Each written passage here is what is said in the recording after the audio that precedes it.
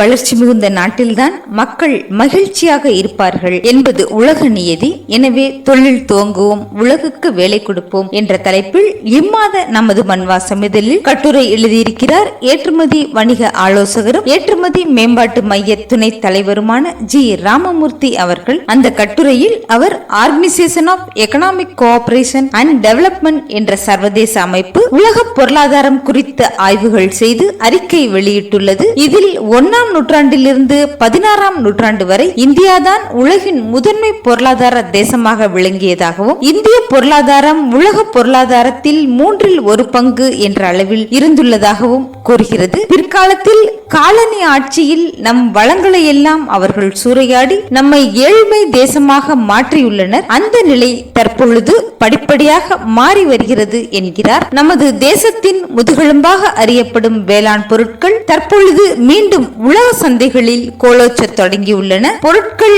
ஏற்றுமதியில் மட்டுமின்றி இந்தியா சேவைகளின் ஏற்றுமதியிலும் மிகப்பெரிய வளர்ச்சி கண்டு வருகின்றது என கூறும் அவர் இந்தியாவிலிருந்து ஏற்றுமதியாகும் பொருட்கள் பட்டியலையும் அவற்றின் மதிப்பினையும் குறிப்பிடுகிறார். மேலும் தொழில் துவங்க வாய்ப்புள்ள துறைகளையும் பதிவிடுகிறார். ஏற்றுமதிக்கான வாய்ப்புகளும் இருக்கிறது என்கிறார். ஏற்றுமதிக்கான வாய்ப்புகள் எப்படி உருவாகின்றன, அதனை எப்படி பயன்படுத்திக் கொள்ளலாம் என்றும் விளக்கியுள்ளார். நாட்டின் பொருளாதார நிலையை அறிந்து கொள்ள விருப்பமா, ஏற்றுமதியாளராக ஆசையா? இந்த கட்டுரையை வாசியுங்கள். அதற்கு இம்மாத நமது மண்வாசம் வாங்குங்க.